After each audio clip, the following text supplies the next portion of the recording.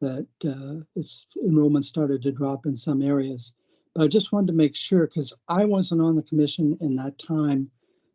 It seems to me the primary years for direct impact of COVID was probably 20 and 21, but I'm not entirely sure of what each institution did during that period, whether they continued to hold classes that were remote in all cases, whether they phased down.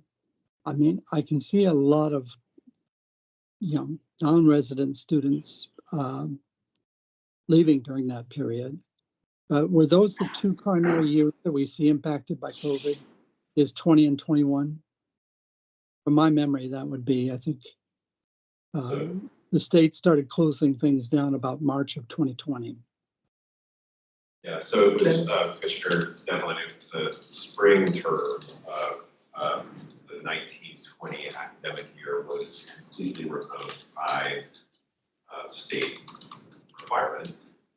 So that had an immediate enrollment impact. And then the fall term of the subsequent academic year, 2020, was that's when we started to see quite a bit of variety, but it was largely remote, and things sort of differentiated even further from there through so that year. By, would you say spring of 2022 or fall of 2022, things got back to as normal as they could be in terms of? Yeah, even by fall 2021, that 21-22 year was sort of in and out, and again, quite a bit of divergence among institutions. The state started allowing quite a bit more differentiation, and then normalcy. I'm looking around, and it's certainly Emily. So that by fall 2022, we were back in a predominantly in-person across the state. Okay, if there are no other questions, we need to approve these summaries of these evaluations. So moved, Madam Chair. Thank you. Thank you. There's a motion second. All in favor? Aye. Any opposed? Thank you very much. Thank We'll you. consent to the legislature. We appreciate your work on this. And we are breaking for lunch, and we will come back at 1 p.m.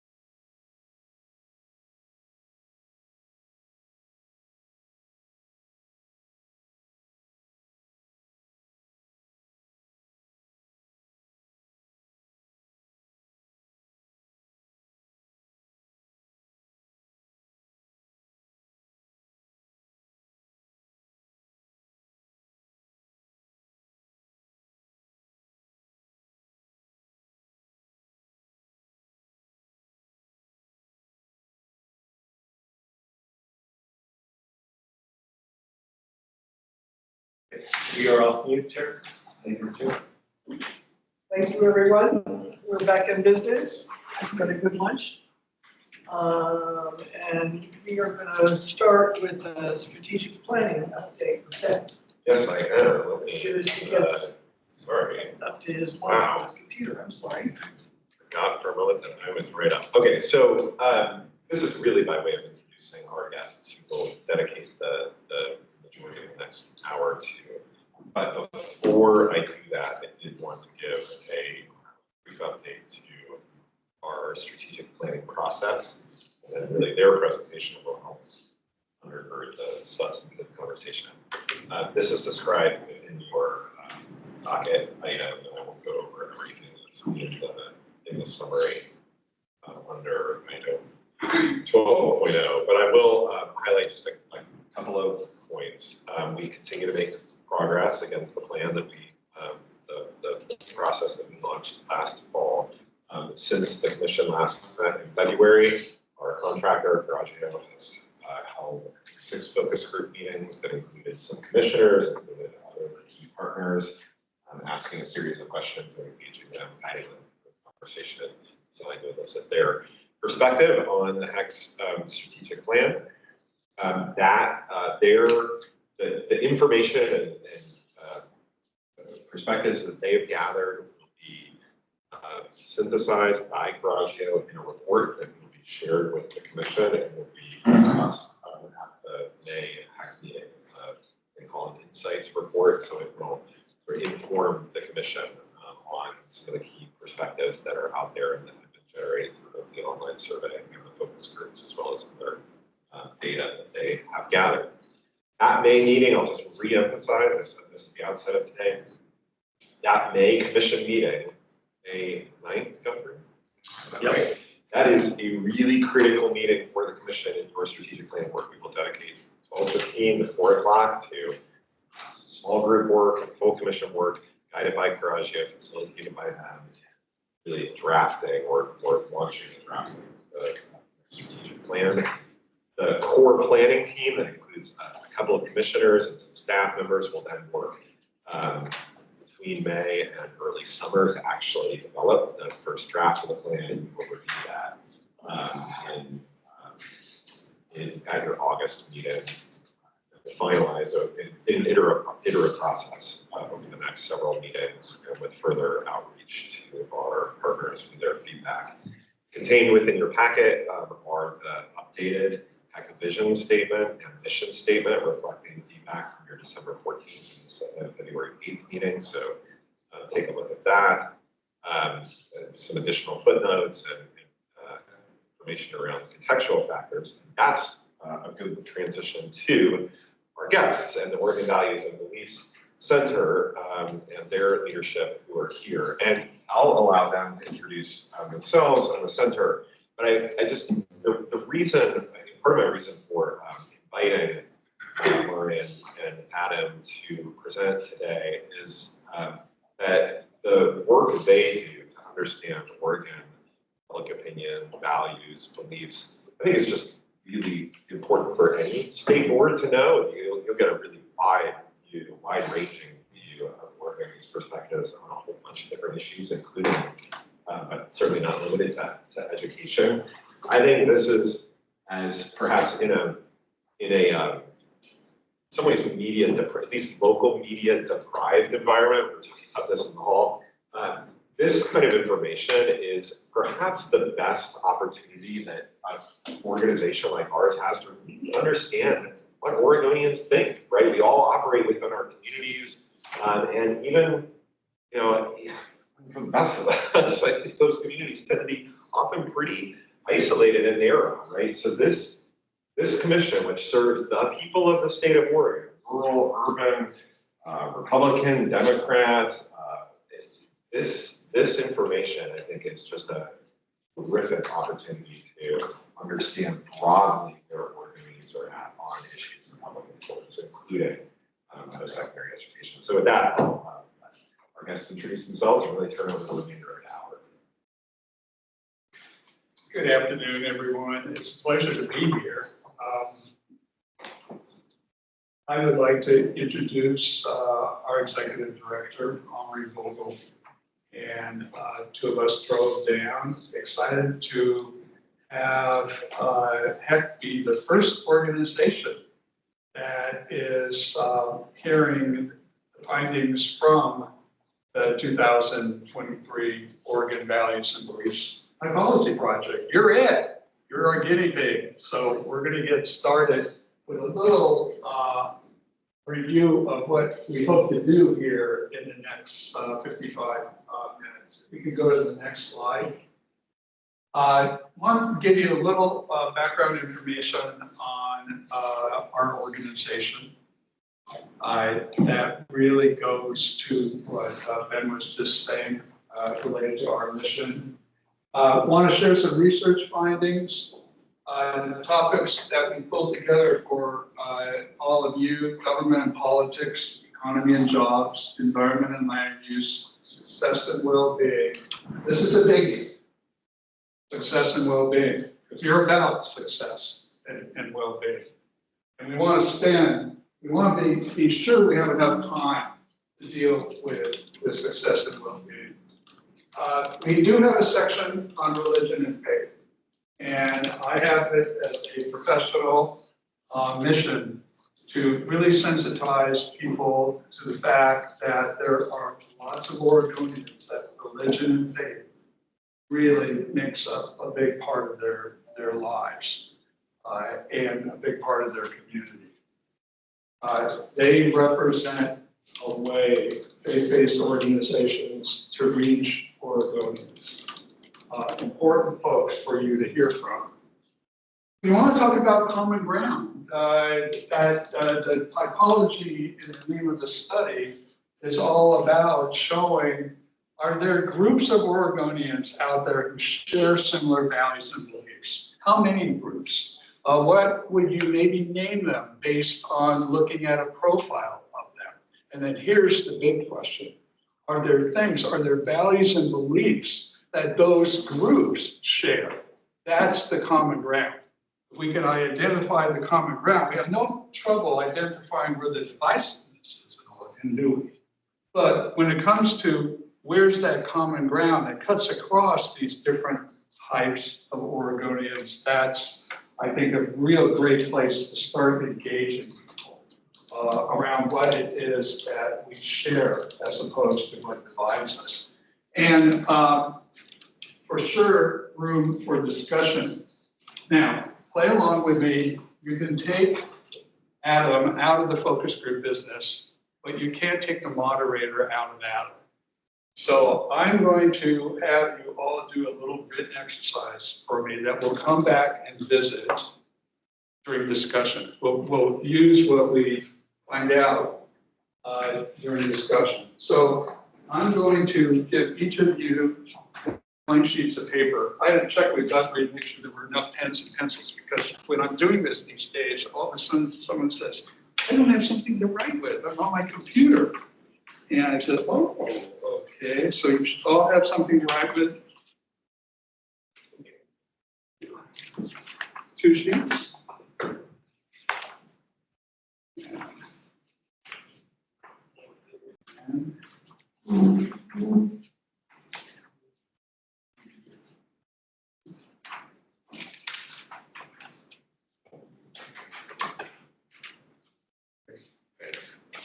Got 2. I think we're going to do a lot of writing. No, you're not. I promise. It's not going to be bad. Not going to be bad. Okay.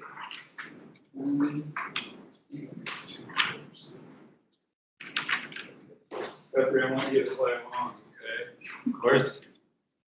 And folks on the remote, just pretend you're doing this remotely, virtually in your brain, okay? Everyone have 2 sheets of paper? Okay, on the top sheet of paper, draw a line across the paper about halfway down, okay? Creating a top half and a bottom half, okay? Turn that paper over and do the same thing on the back of that paper. So a line across the middle, the top half and the bottom half. Now, on that second page I gave you, quickly do the same thing, but just on the front. Okay, so we're going to have 6 boxes. Are you with me? Okay, so what I want you to do, put the number 1 on the page where you did the 4 boxes. Okay, start with that. We're going to start there. Put page number 1 up at the upper right-hand corner. I want you to write down for me in the top box, what do you think are the most important issues? This is you talking. I really want you to share with, or to record for me, what you think, you personally think are the most important issues facing your area of Oregon that you want your elected government officials to do something about. What are the most important issues that you want your elected government or public officials to do something about? Okay? Don't overthink it. Just make a list. If more than one thing comes to mind, make a list for me. The clock is ticking.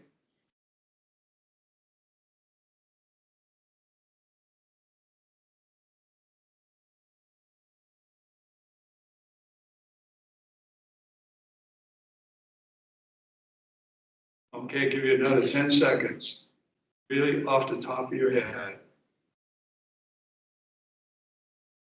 Now, how many of you recorded for me more than one thing?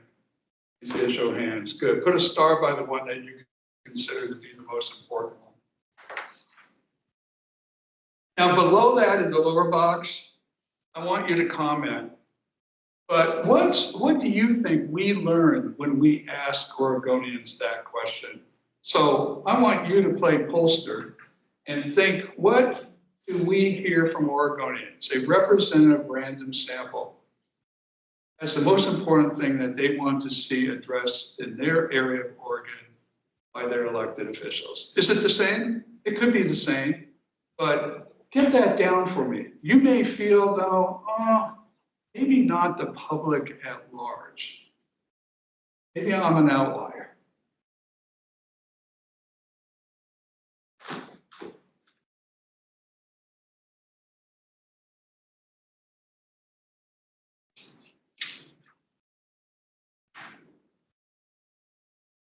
Another 10 seconds.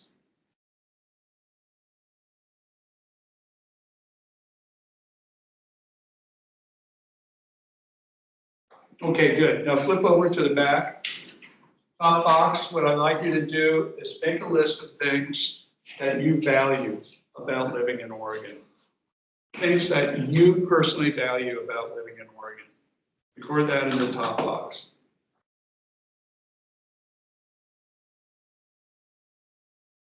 You know, maybe a little list. Just list them quickly for me. What do you value about living in this state of ours?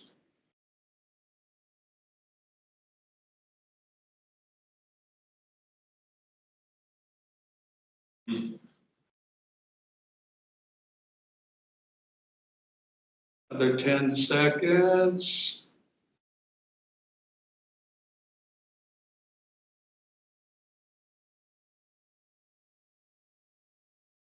Again, if you listed more than one thing, put a star by the one that you value the most of all those things. I know it's probably a tough choice. It's going to be close, but see if you can just star one thing. Now, I want you to do for that question about what it is that you value about living in Oregon. I want you to think, what has Adam and Omri learned when they asked this question of a sample, a representative sample of all Oregonians? What do they tell us are the things that they value about living in Oregon? Would we hear the same things? Would we see the same things?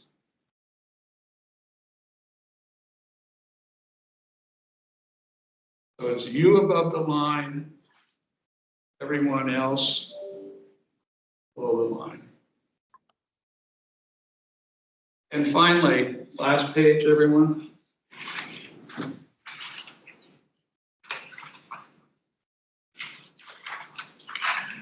This is not a trick question.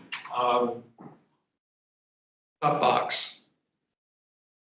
What is the most important public service? What is the most important public service as far as you're concerned? There are a lot of different public services out there. But what is the most important public service? And I'll do this for you. How about the three most important public services, okay? The three most important public services. And you know the drill now. When you're done, I want you to star the one. If you did write me, record more than one, star the one that you would consider to be the most important public service, because I want to share with you what we learned when we asked Oregonians that question. And I want you to tell me what you think we learned in the box below.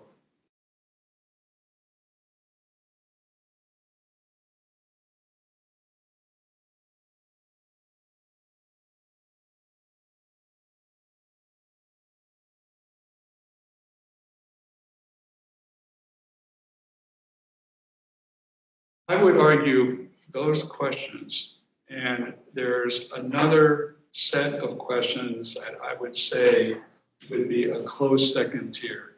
But as folks, in a way, serving your fellow Oregonians, you should be well anchored in those questions, right? You got to know what's on the minds of people when it comes to problems. That's very, very important. You've got to know what they value about living in this state of ours.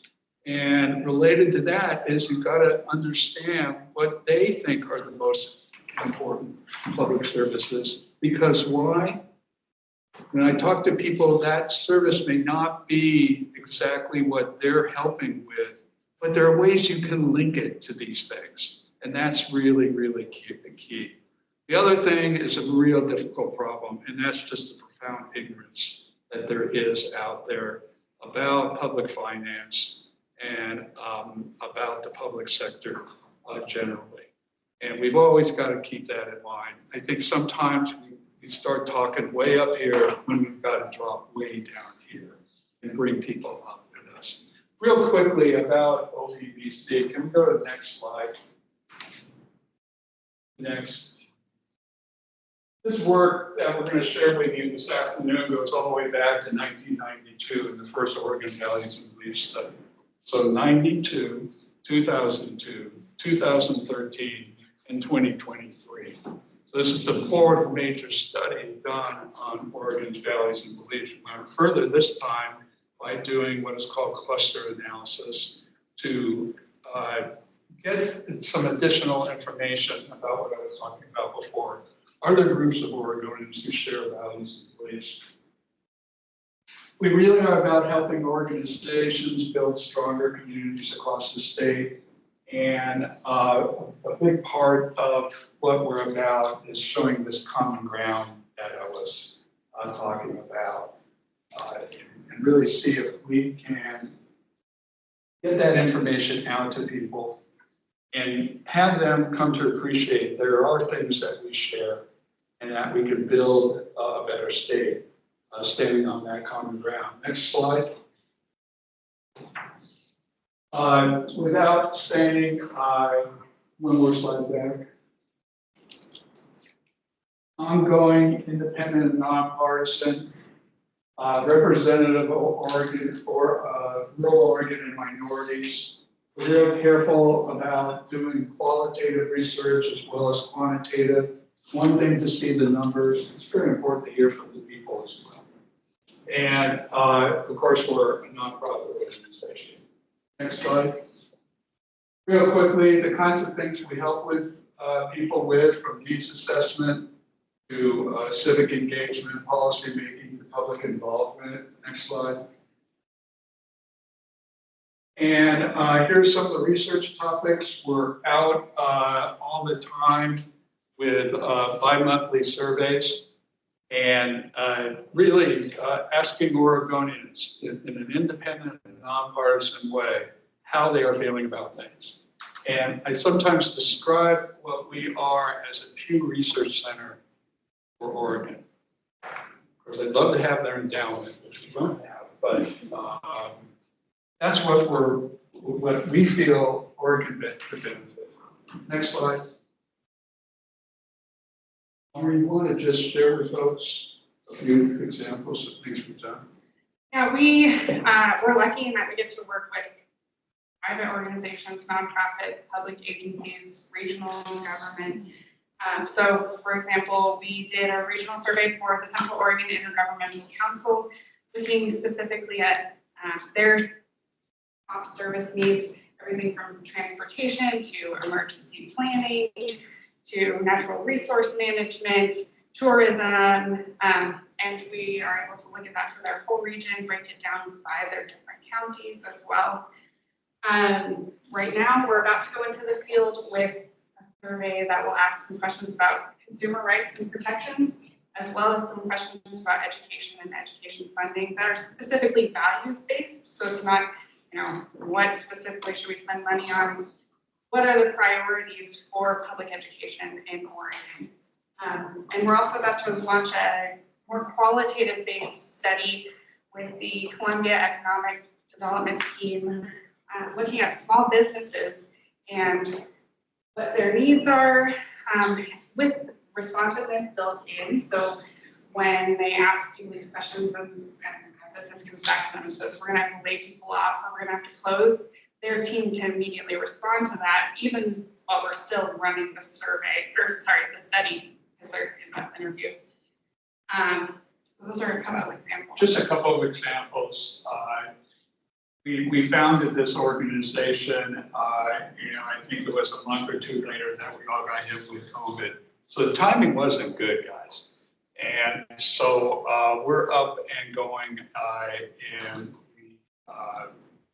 again, this is a big study for us. We're happy to be here to share with you some results. Let's talk about our results and look at our first topic, which is government and politics. Now, we're sharing with you the tip of the iceberg. I believe, Guthrie, everyone has the full study, the booklet. It is organized by topic. If not, I will get it to you. Okay. Now, let's take a look at some highlights from this research. Let's go to the first slide. And what we do in this kind of work is give people two statements that we tell them, which one is closest to how you personally feel? And do you feel strongly about it, or are you only leaning in that direction? Are you with me on how these things work? So this was a statement that asked people about government job performance. Government is almost always wasteful and inefficient, versus government does a better job than people give it credit for. Now, take a look at the bars, and we've got more than 10% of the people saying that government is almost always wasteful and inefficient versus government does a better job than people give it credit for. When I first saw these results, I'm not surprised. In fact, I thought it might be worse. I've been noticing a steady increase in the blue for this question over the last decade. A lot of frustration on the part of government. What's going on in DC doesn't help at all.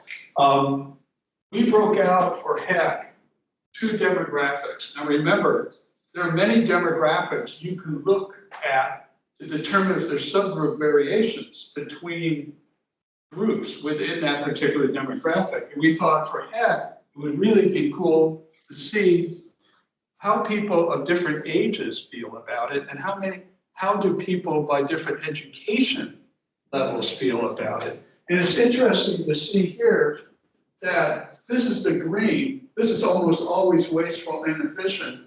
Take a look at the 60% for the 18 to 29-year-olds versus the 47 and 48 for older Oregonians, people 65 plus. What do we know about people 65 plus? More likely to vote, right? And what about this statement over here relative to education? you have four-year degree people. This is the green, 39% versus 68%. The 39% being much more likely to go with statement B. Because remember, this is A. So 68% from high school graduate or less. Some colleges 66%. And look at that with a four-year degree or more at 39%. I'm going to be throwing numbers at you, so hang in there. Again, this stuff is available for you to look more closely at. The next slide. I prefer a smaller government providing fewer services versus I prefer a bigger government providing more services. So they're just telling you that government is wasteful, inefficient, but those services are something that people value. It's just that I just don't like to see how we're going about providing those services. Look at this, 59 to 41.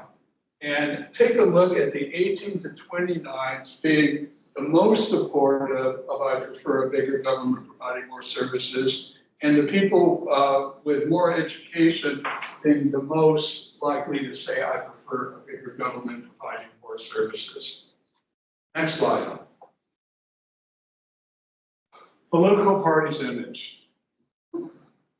Yes, Republican Party threatens the nation's well-being. Don't you love this? Yes, the Democratic Party threatens the nation's well-being. Yes, both parties threaten the nation's well-being. And no, I wouldn't go that far about either party.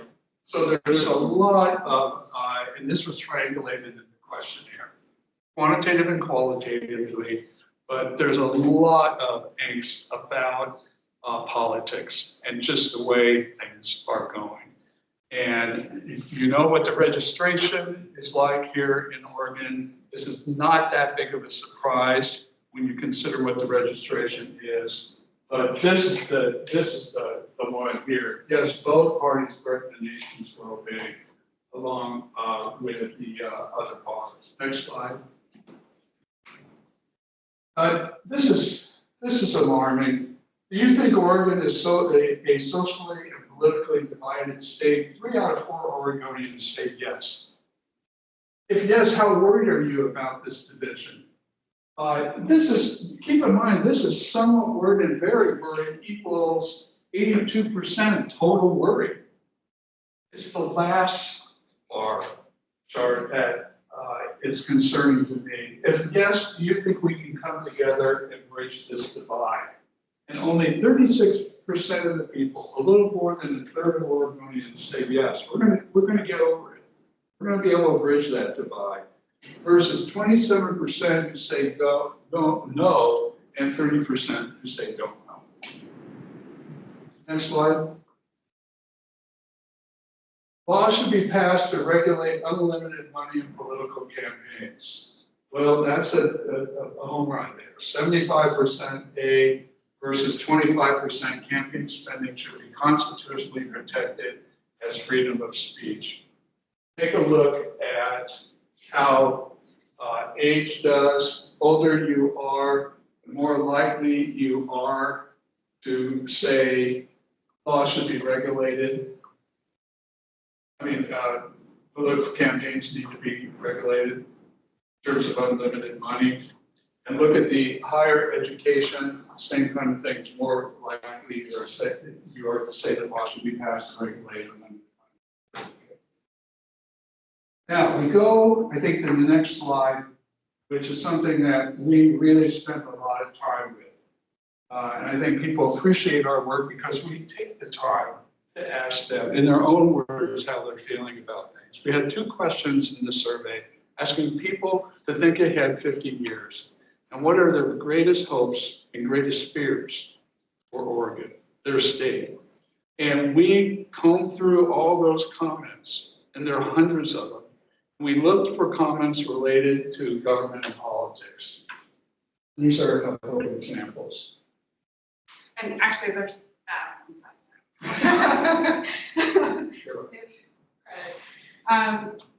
So these really enrich your understanding of what people see, that when you look at those numbers, it's just numbers, but it gives you more a look inside of what people are feeling and really humanizes those numbers. More social policies in place to assist and protect the vulnerable among us. There's that more government services. Political pluralism in practice, involuntary commitment to institutions for severe mental illness and substance abuse, less taxes and regulation. There's again that tension between less government and more government, and also the political side of things as well. To consider equity in all processes that determine outcomes in law, economy, civil rights, healthcare, and the environment. People will have their basic needs met regardless of ability, class, or any other factor. Conservative leadership, lower taxes, less restrictive agency regulations, stricter drug regulation, incarceration of dangerous criminals. You can see we've included the counties are from all over the state, but a lot of these things also run consistently all over the state. Next slide. So those are the hopes. Here are a few of the fears. We don't allow state agencies time to develop the support network required for an increasingly rehabilitative society. You become jaded with the notion and abruptly reverse course. This is actually something we see a lot of frustration expressed about, where so often we shove something aside and rebuild something new instead of fixing or maintaining what we already have and fine-tuning that. Don't address basic needs for housing, safety, healthcare, and education. Let the wealthy avoid taxes and business interests rule through lobbyists and campaign funding schemes. There you have government services, you have regulation of finance and politics, continued liberal woke politics, more regulation of personal lives and decisions, higher taxes, more expensive social programs, government taking away freedoms and taking control of citizens' lives. This one, you can really feel like the fear that people have, and it helps make it more understandable why there's resistance to some of these policies that we know can be helpful for people, but when this is how they see people coming in and regulating their lives, it makes it a lot harder. Lack of money for social services, insufficient social safety net for vulnerable populations. Perfect. Next slide. Next slide, we move into a topic, and I'm very sensitive about our time here, so I'm just going to breeze through these so that we have enough time to get to success and well-being, where we happen to have a higher education related question. This was government regulation of businesses necessary to protect the public interest. Yes, versus government regulation of business usually does more harm than good. And I'm going to go ahead and skip these. They're on the piece that's been posted. And you've got it there on your PowerPoint. Next slide, real quickly. Immigrants today strengthen our country because of their hard work and talents versus immigrants today are a burden on our country. And you can see that we've got approaching 2/3 of Oregonians telling us that they feel that immigrants today strengthen our country because of their hard work and talent. Next slide. Economic in this country unfairly favors powerful interests. The economic system in this country is generally fair to most Americans. Take a look at that, 80% to 20%. And for young people. It's huge for young people at 18 plus. Everyone ranged, all the age groups were between 78 and 84% on this income inequality related issue. It's a huge issue. Look at even the education, everyone, 80, 82, 79. Yeah. Next slide. Economic growth versus environmental protection. Relax environmental protection regulations to make it easier for economic growth. Maintain a quality environment to attract people and companies in Oregon. Increase environmental protection regulations and discourage more development and for people moving into the state. Take a look at 18 to 29-year-olds related to increased environmental protection and regulations in this, and discourage more people from actually moving into the state. 84% versus 28, 19, 16, 21, and 11. 18 to 29-year-olds.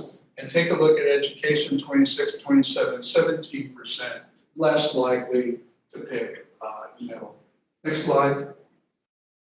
Farming and agriculture in Oregon. Just wanted to include this because it's seldom something that Oregonians are asked about. You know, they're asked a lot about the forest industry, but what about the agriculture industry? Where are their heads? Where are their values and beliefs? And you'll see it there on the PowerPoint. Next slide.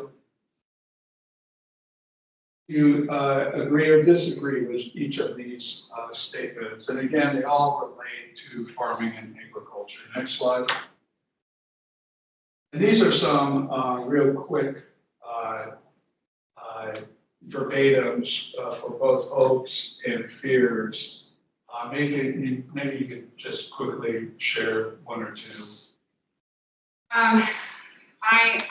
Full disclosure, I'm originally from rural Oregon, so I really care about including rural voices. So I'm going to be biased and choose the rural ones for this one. That rural areas can maintain the ability to support small businesses and farmers with minimal government influence and oversight. Oregon must become a place of inclusion where rural areas see and feel valued, but they also value cities. Another hope is cost of living improves and allows people to buy homes. Excellent. Next, fears.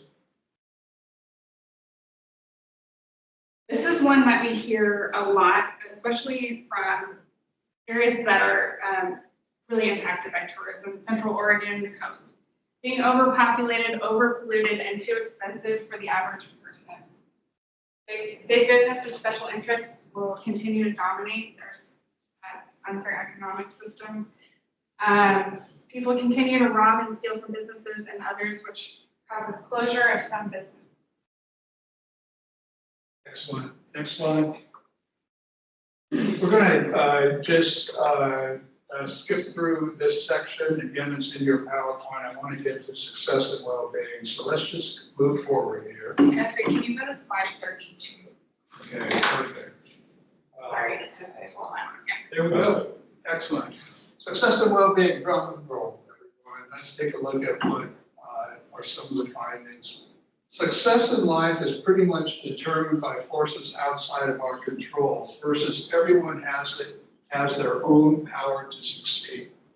63% feel that everyone has their own power to succeed versus success in life is pretty much determined by forces outside our control. I don't see any real major differences by age and education on that. So it's a sentiment that's felt across demographic subgroups that everyone has their own power to succeed. It is, I will say, slipping a little bit though. The same question was asked in 2018 and it was at 75% and 25%. So, 75 and 25. yeah, which I especially looked at that because we have that those numbers about the unfair economic system. So it's just when we're watching. Right. Next slide. Statement A. Our country has made changes needed to give Black people equal rights with white people. Versus our country needs to continue making changes to give Black people an equal rights with white people. Take a look at that, 56 to 42. This is a success and well-being issue, isn't it? Well, that's the check with Oregonian as to where they are on this issue. Really, look at the impact of education level. 51, 52% through some college, 70% would say that our country needs to continue making changes to give Black people equal rights with white people, 70% for college degree or more. Next slide. Make sure you write that question down, okay? We have 60%, 40%, 60% of folks saying there's still significant obstacles that make it harder for women to get ahead than men, versus the obstacles that once made it harder for women and men to get ahead are now largely gone. So 60% to 40%. Pretty close by age and by gender, by age and education. Next.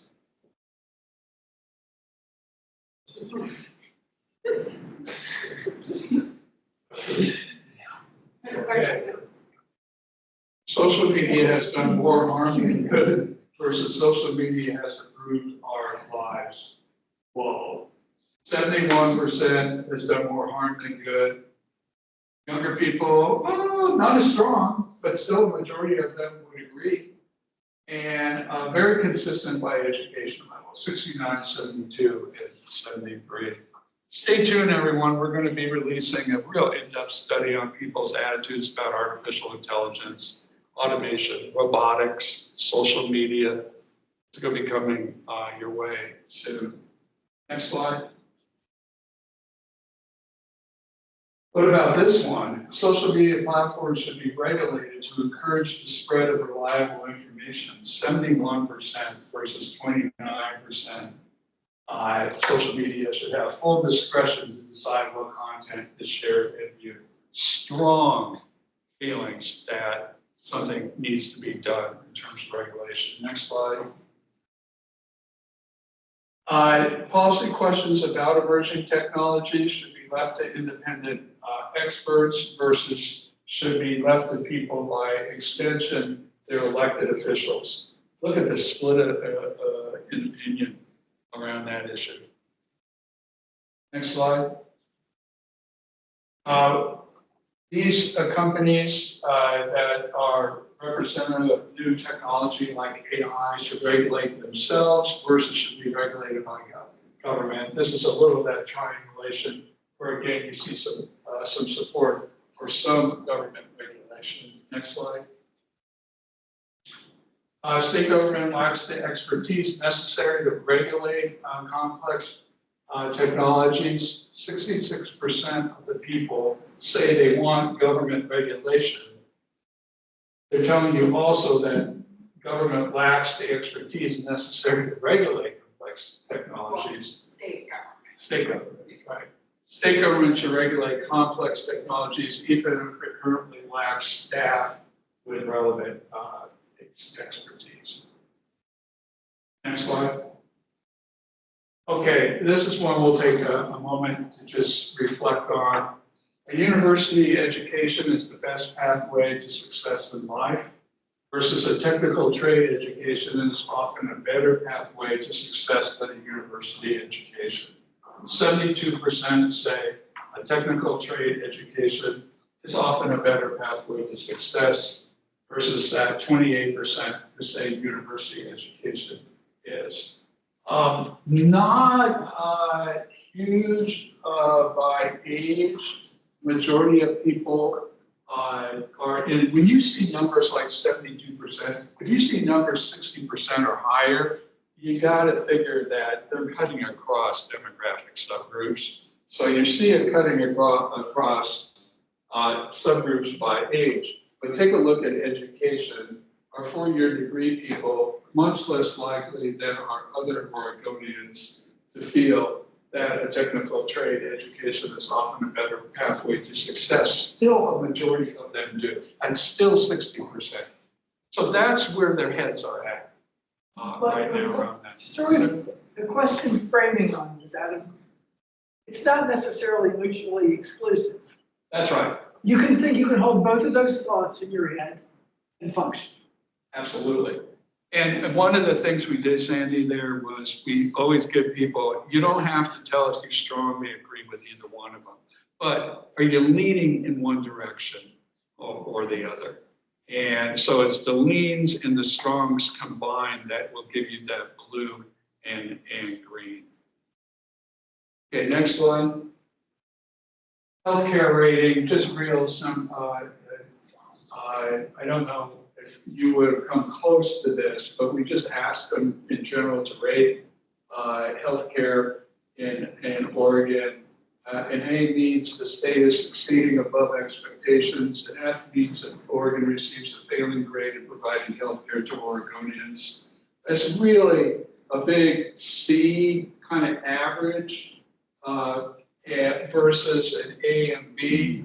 You're at about A and B, you'd be at 41%. So a narrow plurality of people are in the green around that issue. Next slide. Is change needed? This is something that we hear so much about is mental health in the state of Oregon. So let's ask people two questions. One, them as individuals, what do they want to see happen? Is major change needed in Oregon's healthcare system? Yes, 54% for the healthcare system. Look at the mental health care system at 76%. Next slide. This is the question that I was thinking we were going to go to next, and that's for individuals versus society in general. For individuals, they want mental and physical health to be treated equally. 81%.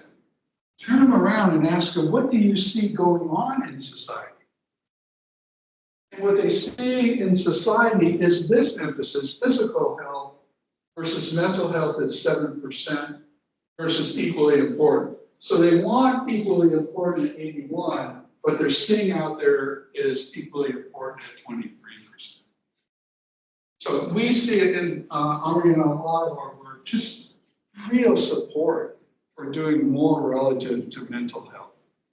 And when we get to the discussion, there's something that's really driving this right now, and I bet you know what it is. Next.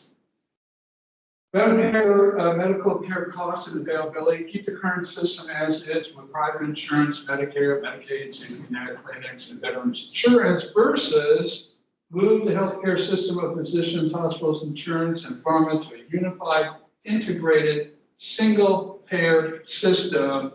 Plurality support for doing that at 48% versus 40%. Next slide. I think we'll let you guys read these comments in the PowerPoint that you have. Next slide. And next slide. Religion and faith, definitely would encourage you to take a peek at it. It's not a long section. Let's go through this stuff into the final section. And that's Common Ground, OVBC research findings. Thank you all for your support. You guys helped us do this work. So what did we do? Let's take a look. So we are really talking about, is there information that we can glean from this survey that can help us determine if we can rise above these divides, the urban versus rural, the Republicans versus Democrats, the liberals versus the conservatives, and Portland versus the rest of the state? How many times do we hear about the divides? Next slide. So what we did was we reached out to 2,610 respondents. We worked hard to make sure that they were a representative sample of all Oregonians 18 plus. The study was scientifically conducted and consisted of taking 21 pairs of these defining statements, like we've been saying, statement A and statement B. And each one of those statements had each one of those paired statements had a liberal meaning statement and a conservative meaning statement. You saw those. And people were given the opportunity to indicate whether they strongly agreed with one or the other, or if they were leaning in that direction. And based on all that, we stirred the pot, And after a lot of eye strain and really looking at the numbers, we came up with 8 groups or 8 types or 8 neighborhoods of Oregonians. These people, the people in each of these groups live across the state. They're not concentrated in any one area. They share demographics, they share values and beliefs that make them similar. What are those 8 groups? Next slide. Party-aligned progressives. Cluster 1. Dispassionate liberals. Alienated young left. Free rural independents. Diverse and devout. Disengaged traditional conservatives. Free market libertarians. And modern conservative loyalists. And you had a lot of fun coming up with those names. Yeah, especially when you're talking about these things that are so divisive. And we went, I'll tell you, it was just back and forth with staff and our research partners in doing this. Next slide. So this is the bottom line. The results show that party-aligned progressives and modern conservative loyalists. Let's go back a slide, Catherine, real quick. Remember the blue and the red. Those 2 groups, next slide. Okay.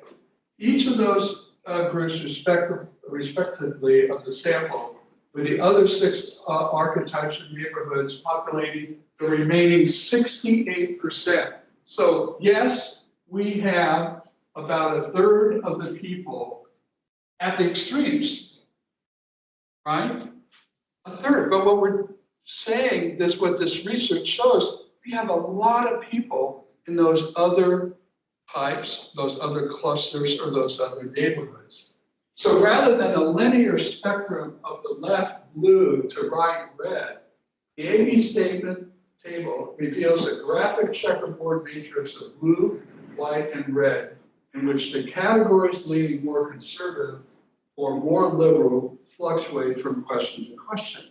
And that's the 3rd page of the document you have on your computer called the Cluster Analysis Overview. And this is the checkerboard.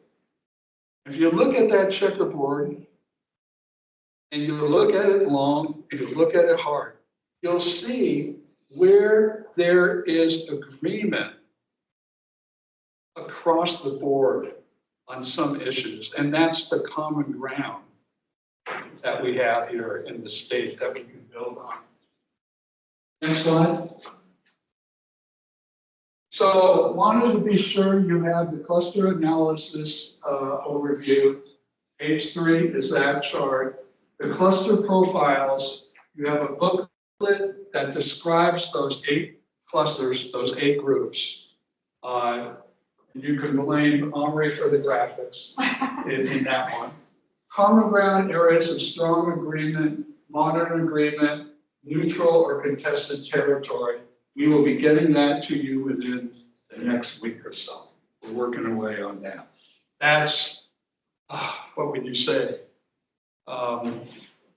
That's really the bottom line, isn't it?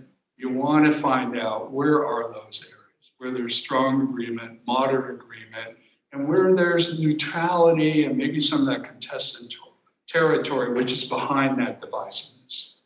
So we'll have that to you by the end of the week. So with 8 minutes to go, let's kick off a little discussion. Let me quickly run through your written exercises up front. Would that help? Okay. Real quickly. Okay, what was the first one? What were the issues? Yeah, the most important issues. We hear, Sandy, what did you write down? We said hopelessness and mental health is number 1. Economic strength is number 2. Okay, and those are the problems. Is that your page 1? Yes. Okay. Who else? Okay. Go. Housing, childcare, and mental health.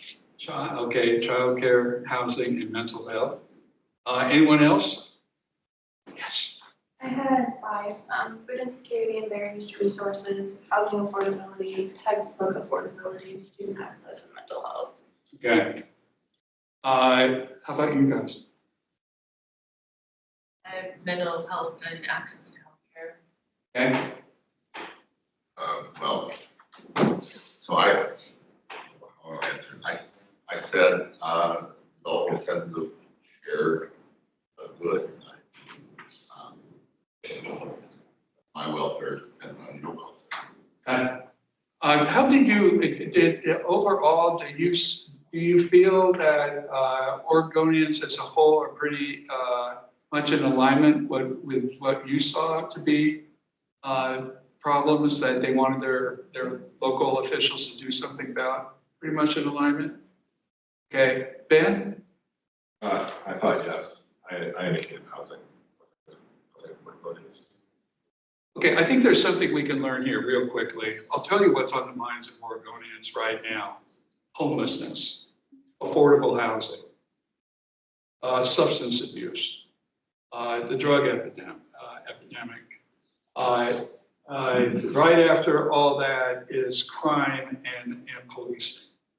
I know that underlying what you are asking for, or what you recorded, is all that. But that's how they think of it. They go to what they're seeing walking the streets of their communities or driving down the streets of their communities. Then you go to the next level with them and you ask them about what causes this or what should be done about it. And I'm very impressed with how the public has evolved relative to this. They do see it as a real thorny issue caused by a lot of different things, okay? From the economy to the cost of housing. And mental health, over and over again, mental health came up. So the next question I asked you was, what is it that you value about living in Oregon? And what was just quickly around the table, what was the most important one? What did you put the star next to if you had to choose? What was the most important thing that you value about living in Oregon? Yes? Freedom of speech. Freedom of speech. Shared values of taking care of others. Okay. Natural environment. Natural environment. Natural resources. Okay. I feel like I belong. That you belong. I belong here. Beautiful, beautiful. Okay, here's what we hear. Natural beauty, natural environment, huge. Clean air and clean water, huge. Hey, relative to where a lot of these people have moved from, okay, and relative to what they read about of other areas where their relatives may live or what. The sense of belonging, we see it as a sense of community, a sense of belonging. And it could be like a neighborhood in Northwest Portland, or it could be in rural Oregon. It's that sense of community, really important to people. Outdoor recreation, huge with people, both the proximity of that recreation opportunity and also the variety that we have in Oregon. And believe it or not, even after that tough winter we all had, climate is number 5 in terms of what people value. So those are some things. Again, look at the semantics, the ones you were using, and the imagery that came to mind for you. And finally, the last question was, which public service or government service is the most, you feel is most important? And I gotta hear this going around the room. And if you say higher education, no, go ahead. Health and Human Services. Okay. Education. All right. What level? Higher? All of it. All it, okay, So human services. okay. I said education. Education, human services, and food services. Okay. Food insecurity, water services, and higher education. Very interesting, you guys. You can't be in higher education without the first two. Yeah. So you want to know what's on the minds of cross-section of Oregonians? Real hardcore basics, police, fire, emergency services, period, in a tier, all by themselves. What's interesting in Oregon that in the sense that we know what they value, but the protection of productive forest and farmland. So land use, very important to people, and environmental quality, very important to Oregonians. And I think it's been it's been underappreciated how important that is to Oregonians. And then right up there in that second tier, I would say, would be education. But that within education, you see tiers, right? So you really do see a breakdown between people's views of the importance of higher education versus K through 8. Even with K through 8, there's some different sentiments about K through 3, that kind of thing. And now early learning has really been injected into the public awareness about education. So that's a little grounding, you guys, of what we're hearing out there on pretty much a regular basis. Harmony, anything you want to add on that? Okay. We'll just open it up. I know there was a couple people had their hand up. I wanted to know if there was anything we could quickly maybe respond to. There's, got it. Mr. Devlin, please go ahead. Thank you, Madam Chair. On the issue of homelessness, I don't know if you have any questions that got to this point, but did you feel there was any sense of frustration with government given the level of expenditures that are being made and the fact that the public is frustrated that they're not seeing change? I would become uncontrolled here, but you take it. Yes, absolutely. People are frustrated with that aspect of it, but it's not only directed at frustration about the expenditure and no impact. There is recognition that there are just like cascading issues that pile up to create this huge issue. So they are frustrated with the mental health care system. They are frustrated with the drug treatment system. They're frustrated with housing and affordability. And that's a real, like, young generations and old generations, we see the most concern of what are we going to do about housing affordability? What does the future look like for Oregonians that are growing up? So yes, there is frustration about government expenditure.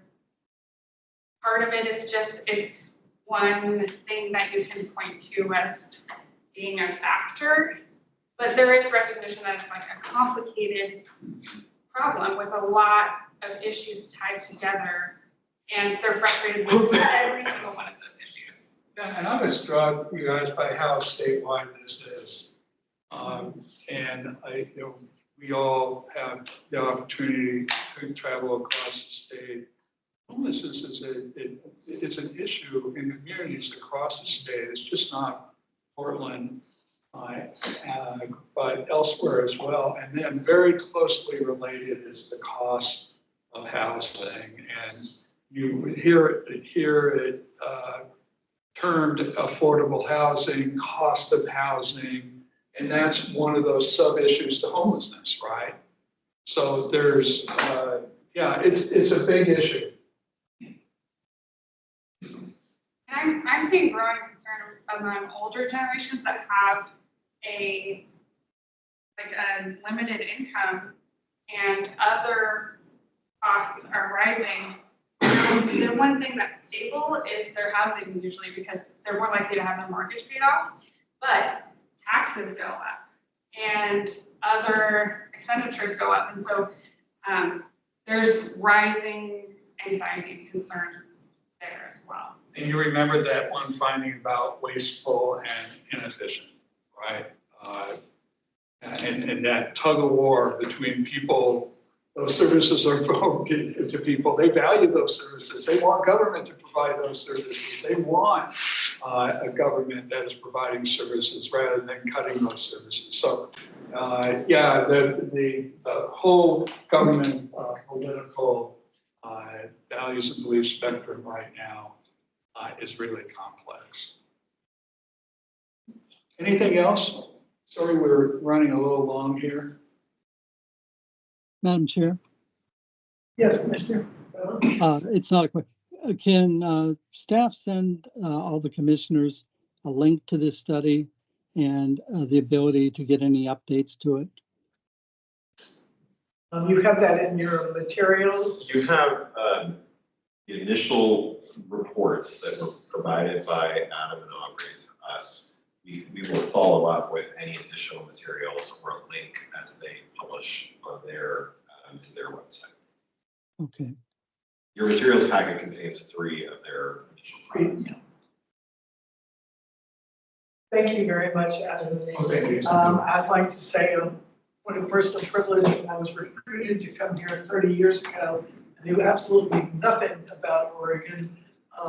Adam was the first presentation I had trying to get to know the state. I was just, oh my God, I can see something about values. And at that time, I would have said Oregon looked pretty calm on the surface, which it is not now. But underneath that, I could see a cacophony. And I'm still seeing the cacophony. Sandy, it was just the other day, wasn't it? Yeah, just yesterday we did that. So 4 values studies ago. That's right. That's exactly right. Thank you. Thanks, everyone. And remember, anytime you've got questions, anything we can do to help, we do have our regular studies going out. We could take things on for you. And we will keep our eyes open and ears to the ground for anything we think might help with the commission's work moving forward. Thank you. Thank you. Appreciate your work. Madam Chair, Yes, Commissioner. I apologize for not seeing that those had been added.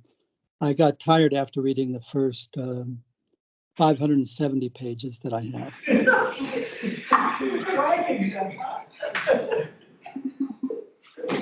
Thank you. Okay, now we're going to go back to item 11.3, the course materials transparency. And Amy, yes, Shari and Amy came back. Thank you. Thank you both for being flexible with your time on this. Absolutely. Good afternoon, Chair Rowe and Vice Chair Heyman and members of the Commission. For the record, my name is Shali Hodson and I'm a policy advisor in the Office of Community Colleges and Workforce Development. And today I'm joined by Amy Hoffer, the Statewide Open Education Program Director, to share with you some information about a report required by House Bill 2919, which was passed in 2021. And this is a report on a requirement that Oregon's public community colleges and universities are required to prominently display or link to the estimated cost of all required course materials and fees when registration opens for a target of 75% of all courses offered per term. And I'm going to turn it over to Amy to share the details. Thank you, and thanks for your time today. I'm Amy Hoffer, Statewide Open Education Program Director with Open Oregon Educational Resources. And let's go to the next slide. Thank you. Open Oregon Educational Resources promotes textbook affordability for community, college, and university students and facilitates widespread adoption of open, low-cost, high-quality materials. And openoregon.org is the website where you can see a lot more about what's happening all over the state. Let's do the next slide. So, and actually we can go 2 slides. So I'm going to be really brief because I know this is a review for many of you, but We're really talking about two textbook affordability policies today. So the first was House Bill 2871 that passed in 2015 and that established the requirement that each public college and university have a no-cost and low-cost designation in the schedule for courses that have no cost or low-cost course materials assigned. And then in 2021, we also passed House Bill 2919. And as Shali said, that gets a little bit more into detail about what needs to be displayed and also the timing of when the information needs to be available. And House Bill 2919 included a reporting requirement. So I'm going to give you a little bit of the results of the report. And just to not bury the lead, the report shows that Oregon's public community colleges and universities are making progress in communicating costs to students. So let's go to the next slide. And I've got this big exclamation point here because the schedule designation represents a huge potential for impact on student costs.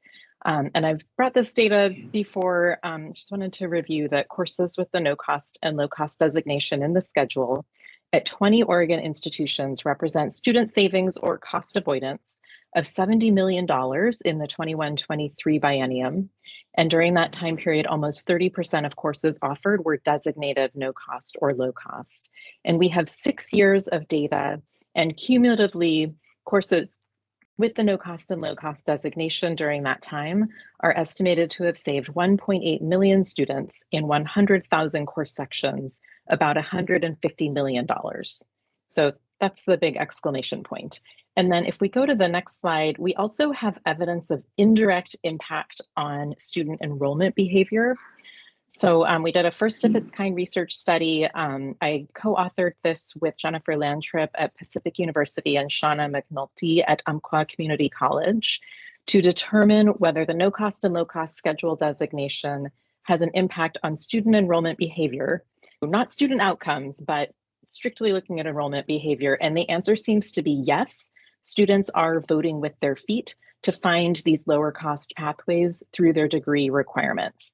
And further, we found that the designation is potentially helping historically underserved students lower the cost of attendance.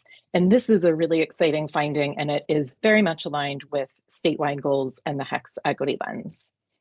So the policy is really helping us achieve our statewide goals. So let's go to the next slide. And I just wanted to reiterate that House Bill 2019 fixes a hole in House Bill 2871. So I've got a sweater here with a hole that's being mended. So the purpose of having an on-time course materials adoption policy is to provide transparent cost information to students at the point of registration so that they can plan their entire budget for the upcoming term. We don't think that students run out and buy their book the second they register, but they really might need that much lead time to get their budget planned. So the schedule designation that we passed in 2015 gets us partway there in terms of the communication piece. It gives us a proof of concept that it is a really useful communication tool, but then we have House Bill 2919 because we need the textbook adoption data reported consistently and in time for students to actually have the information when registration opens. So that's what I'm going to tell you about. Let's go to the next slide. The main result is that we did really well. We had a 75% on-time adoption reporting target, and statewide we reached 72%. This is the very first time that we've ever collected and reported on this on-time adoption data. So I'm understanding it as a benchmark to measure future progress against. I feel that hitting 72% is a really strong start for implementation, and the participating institutions can be proud of this result. And what I'm showing here on the pie chart is that we had 8 institutions that met the target of 75% or greater on-time adoption reporting. We had 6 that were near the target. They were 65 to 75%. We had 7 institutions that did not report at all and 3 that reported but didn't meet the target. So I'm feeling like this is a really good benchmark to move forward from. And then let's go to the next slide where I'm just pulling out a few more takeaways that came out of the reports that I received. What I'm showing here is a picture of a tombstone with a hand and a chain with broken links, because we know that faculty reporting is very often where the communication chain breaks when it comes to reporting what course materials are being adopted and used. So we really need our institutions to communicate with faculty that the bookstore is the primary place where students find the information about their course materials. So we need all course materials information consistently reported and displayed on the bookstore website. I know that faculty think that if they avoid the campus store, they could be helping their students, but actually this can unintentionally create equity issues because we have students who use financial aid, they use veterans benefits, they don't have a credit card, they need to start an accessibility accommodation process. There's just a lot of reasons that we need to keep the campus store at the center of this process. A second takeaway that I want to share is that I saw a lot of efficiencies with institutions making use of default adoptions, and that contributed to higher on-time adoption reporting rates. And this is not in any way interfering with academic freedom, but it's assuming that your adoption remains the same unless you make a change. And this reduces the email flow. It minimizes bottlenecks waiting for someone who isn't going to respond, but always assigns the same book. And in Oregon, we have decision-making about default adoptions happening both at the individual instructor level at Columbia Gorge Community College, and at the department level, like at Lynn Benton Community College. So lots of different levels and models that this can look like. And then the third takeaway I wanted to share is that administrators really need to take an active role in getting reporting to the finish line each term. And even the folks that have workflows that you think you've totally outsourced to your third-party bookstore, no, you still need admin to come in and make sure that you're intervening with the people who are not responding in order to actually get all the adoption reporting that the campus store needs and that our students need. So let's go to the next slide. And this is ideas for next time. A couple of areas where I'm currently working. I wrote a grant proposal for the Institute of Museum and Library Services. This is a federal agency.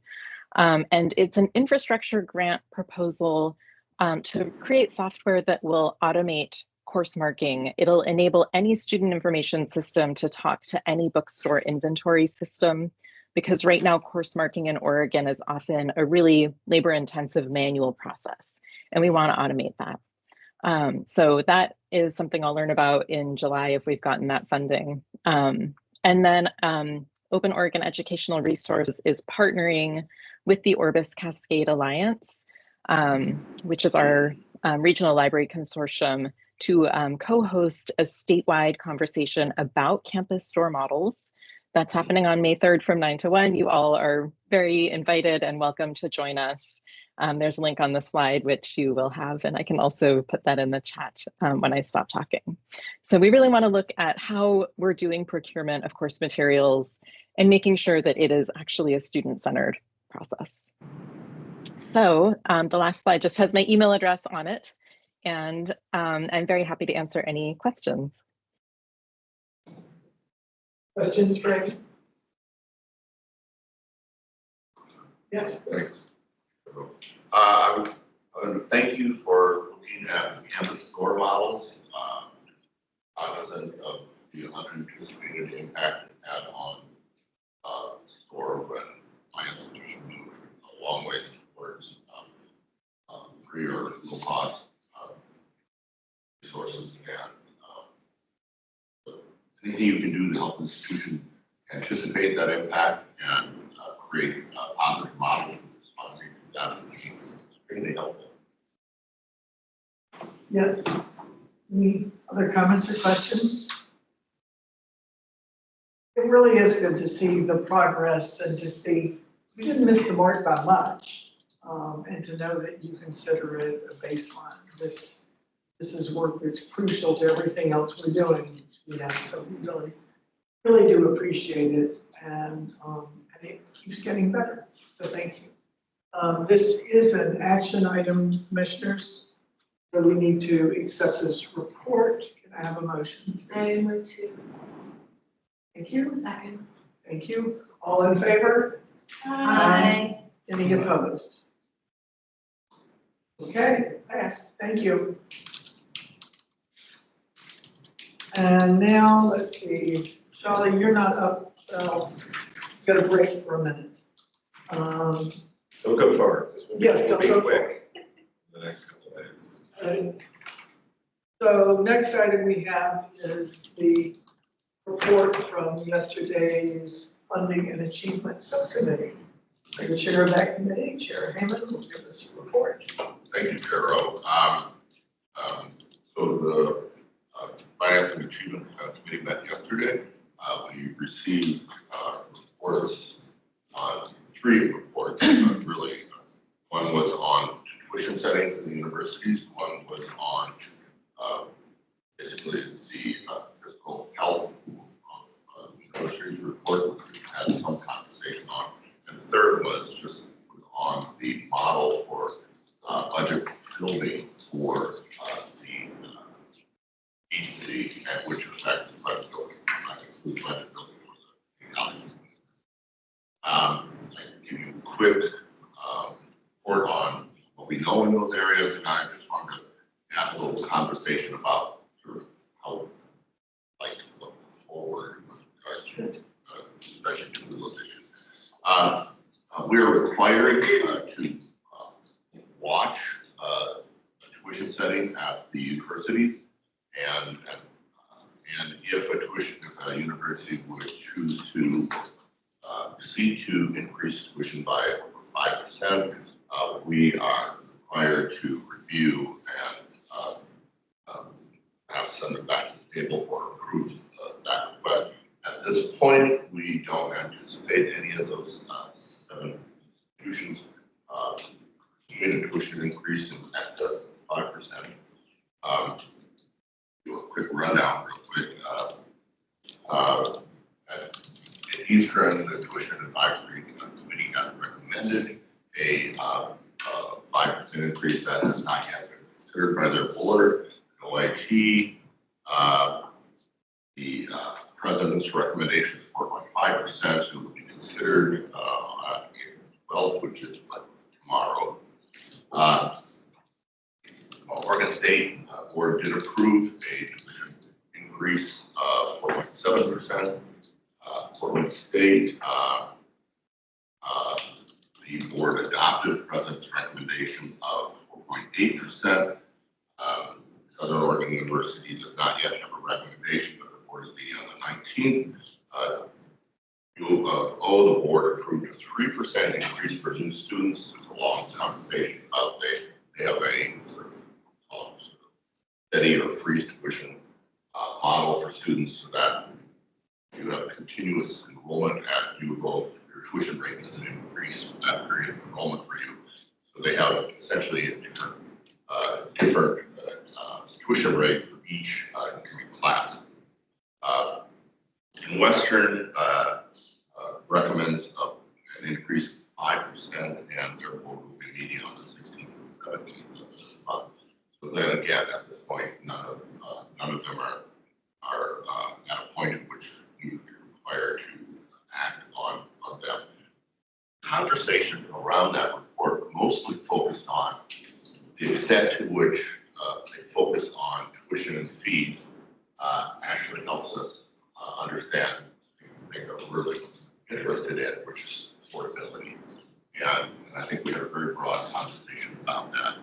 And I think I anticipate perhaps a more inclusive way of looking at affordability that includes this information, perhaps look at other information as well, as we try to, as a commission, to better understand what is happening in terms of the students' actual ability, financial ability to enroll and be successful in one of those 7 institutions. So that's where we're at. I think my sense is that we'll see forward progress in the ways in which we address student affordability on that issue. The second one was a report on financial considerations. This is again a report that's required, and the report that we got this year reflects, I think, considerable progress toward better understanding of physical conditions of each of our 7 institutions, something that we requested last year. I think we saw a lot of positive movement in the way in which that report is constructed, and I much appreciated that.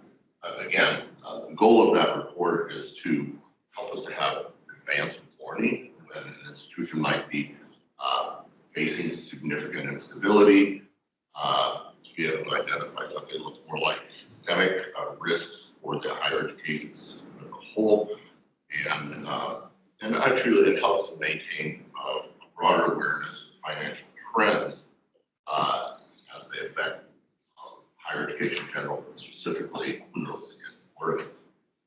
I think that the report provides us with, and I think this was the consensus of our group, provides us with pretty adequate response to those specific questions.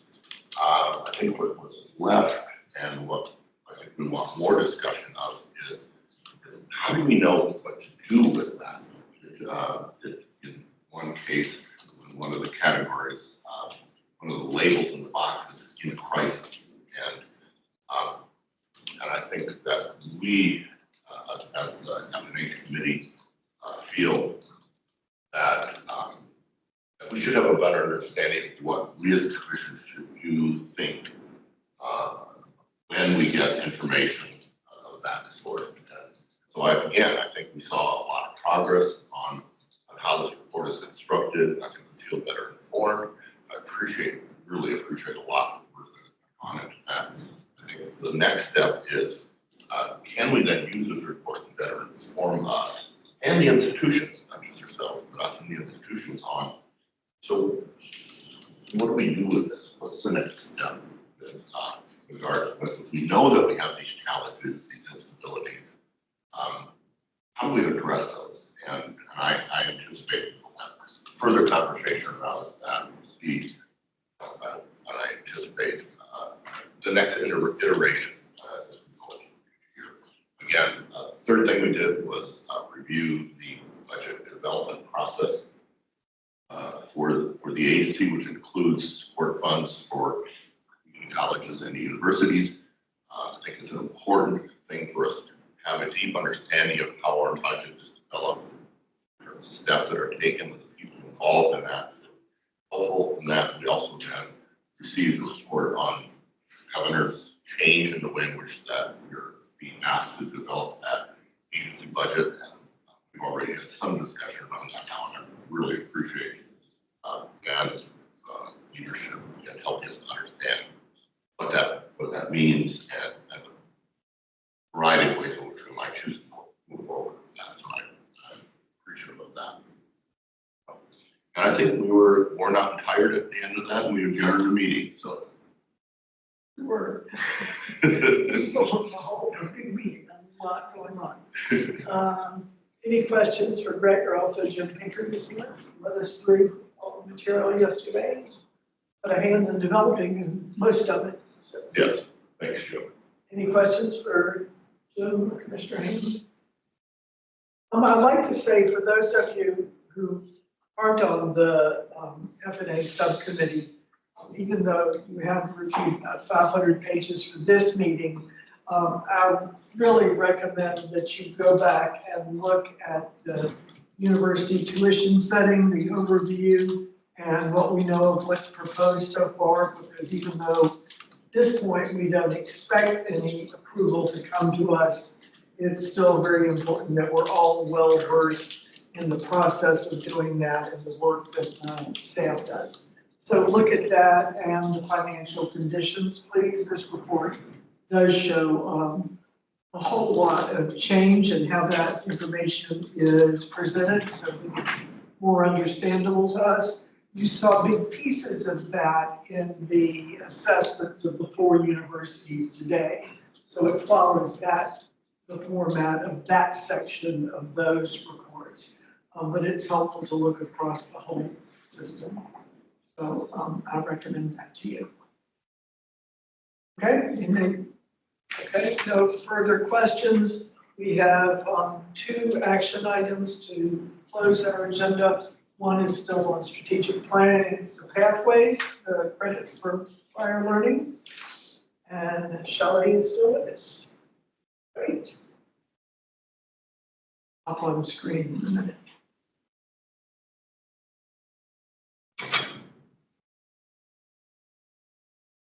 Yes, sorry, I don't know why my computer has a delay. Hello again, Chair Rowe, Vice Chair Heyman, members of the commission. My name is Shali Hodson, for the record. And I'm hoping that my colleague Rebecca Schwartz is here, but we might be early for her. I may have to promote her just a moment, Shelley. Okay. Oh, she is here. Okay, great. You've been promoted, Rebecca? Awesome. Okay, great. There we go. Hello. So I'll kick us off, Rebecca, and then I'll turn it over to you. So today we are here, and as you might notice, I'm very excited to be here with this item. You've seen me and heard from me many times about getting members for the Credit for Prior Learning Advisory Committee to do this really important work on revising our credit for prior learning standards. And so today is really the opportunity for us to share this work. Rebecca is a co-chair of the Credit for Prior Learning Advisory Committee and has done a great job leading a lot of this work over the last year with a really dedicated group of folks. And I just want to take a minute to acknowledge the work of the Credit for Prior Learning Advisory Committee. They have been incredibly knowledgeable, patient with the process, worked through a lot of details, a lot of editing by committee, and gathering a lot of feedback from various constituencies across the state at our public and private higher education institutions, workforce development partners, labor partners, and others. And so it's been a really collaborative effort, and I just have appreciated working with that group over the last year. So next slide, please, go 3.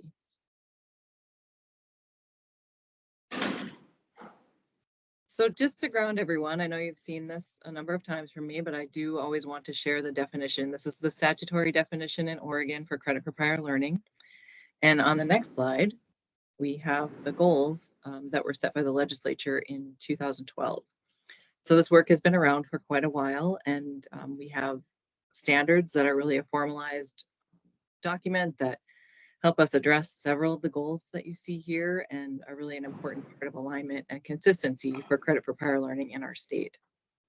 So on the next slide, I'm including some details about that advisory committee, which again, you've seen multiple times.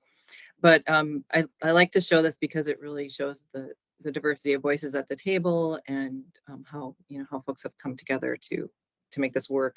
We have, I believe, 19 members of that committee, and they, as I said, have been a really great group to work with.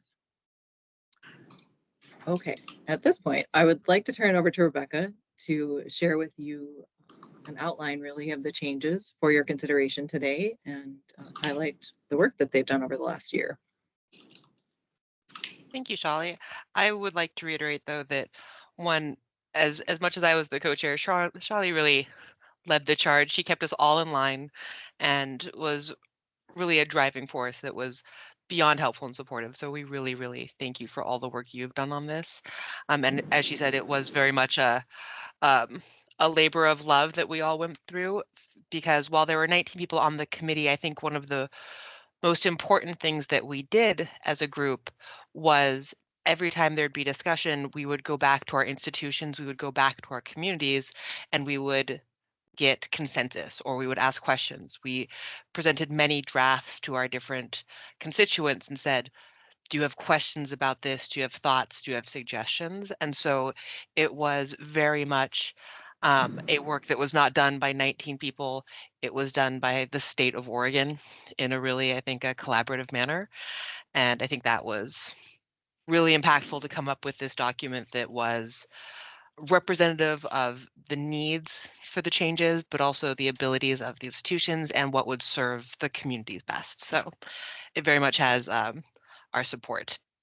So when it comes to the document itself, a little history, the sort of what spurred some of these changes is recommendations from NWCCU, the accrediting body for most schools in Oregon, around changes to CPL, credit for prior learning. So when we came together, one of the changes was there was a very firm cap on the number of credits, and our own standards had not been changed in some time. So from the ground up, we redid them, we adjusted the caps, and we tried to address the best practices for every institution. So we tried to remove caps, we tried to adjust transferability to standardize it across the state, make recommendations for the ease of transferability.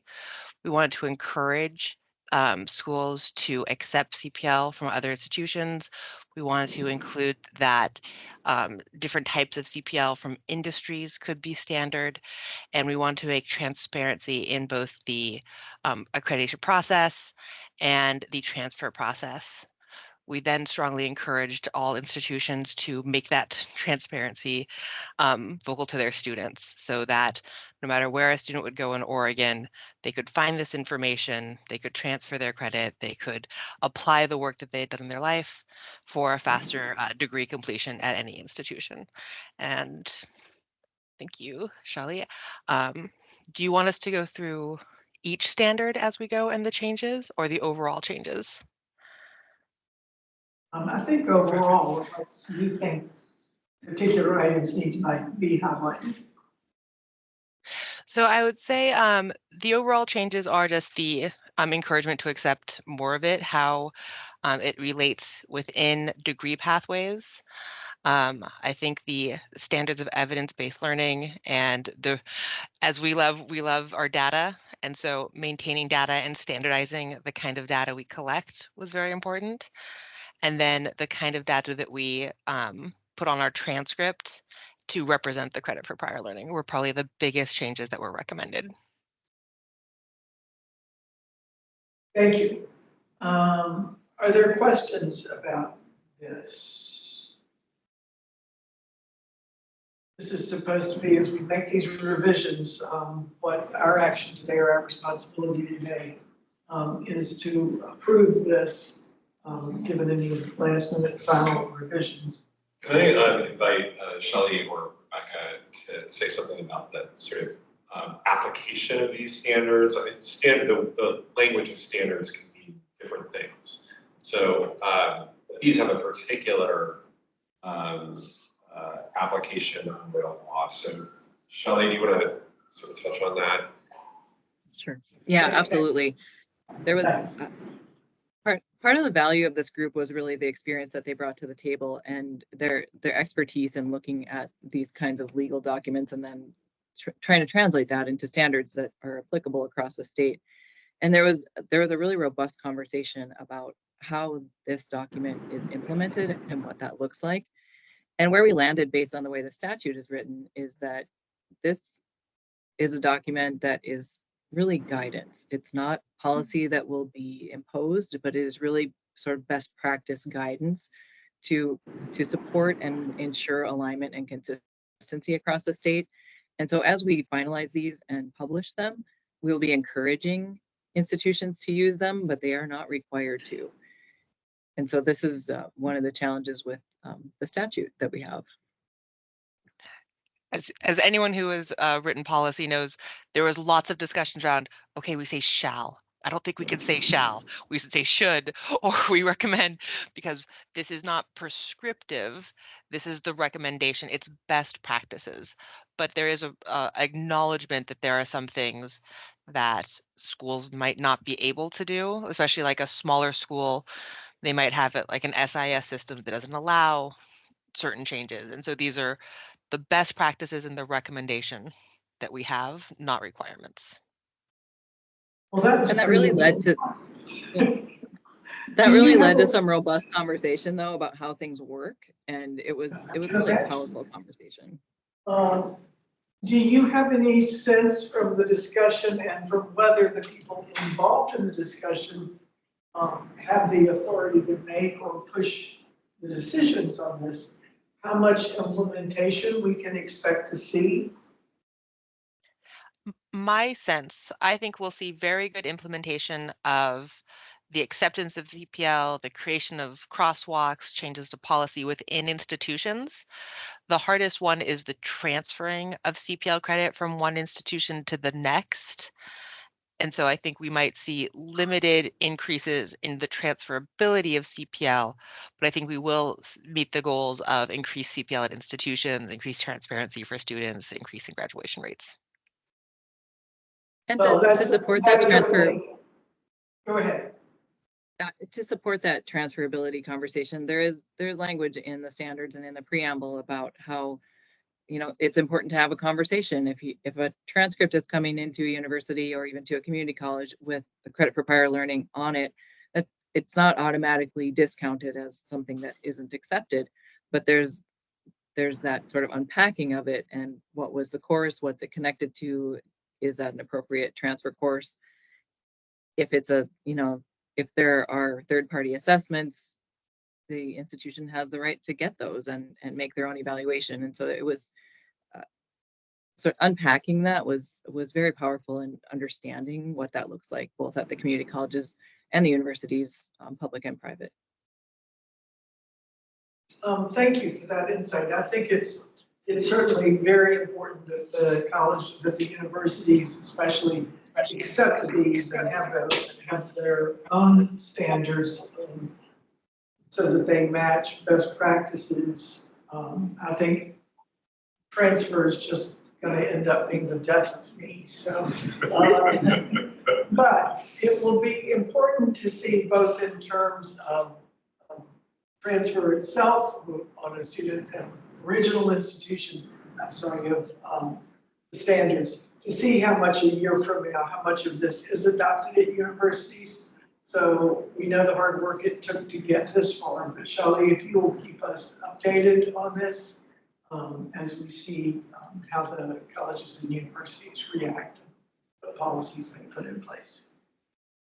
Absolutely, Chair Rowe. I will be back with you in either November or December to talk about the annual report, and that would be a great time to talk about policy implementation.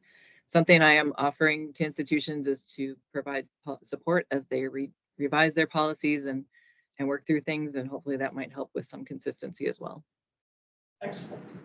Mr. Heyman? Yes, thank you, Chair Rowe. I just wanted to look at the last line on page 5. Credit based on institutional faculty and or subject matter expert assessment. Can you help me to understand?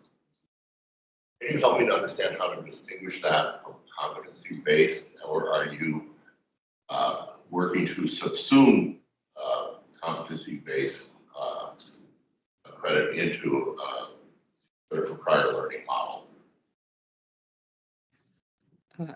Chair Rowe, Vice Chair Heyman, as you know, I like to talk about alignment of competency-based education and credit for prior learning, but they are not the same, and I don't advocate for subsuming one into the other. This was a particularly interesting conversation that the committee had about how faculty drive this process. They create the assessments, they have the learning outcomes, but sometimes there are staff who also support that process. And the reason that staff are included in that in particular is so that it wasn't limited to just faculty supporting this work. And so it was an opportunity to think about credit for prior learning more broadly and how institutions can support it in that way. And so it's not intended to sound like or mimic competency-based education, but I think there is room and opportunity to align those two things. And I will add to that, I'm someone who pushed very strongly for this because specifically we do quite a bit of work at our institution with the tribes. And there is some subject matters that is held within the tribes that if you are not a member, you cannot assess it accurately.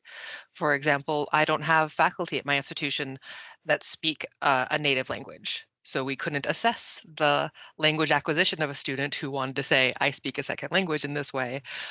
So we would need a content expert who was non-faculty to assess that language. And so that's just an example of where it might be a non-faculty but subject matter expert who would help us with this assessment process. Thank you, I appreciate that. Yeah, thank you both for your leadership on this.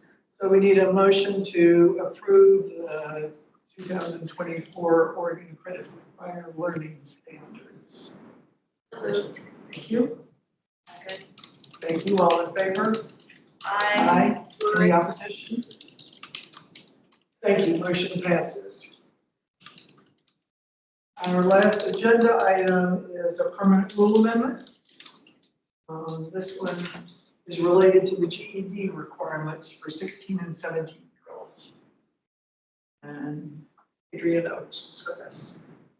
Yes, good afternoon, commissioners. Yes, I'm Adrienne Oaks, the GED administrator for the state of Oregon, and I want to briefly go over, just as you said, the permanent rule for House Bill 3068, which revises the GED testing eligibility for 16 and 17-year-olds in our state. So House Bill 3068, as you know, it simplifies access to GED tests for minors by updating the eligibility requirements, and the overall goal is to remove unnecessary barriers.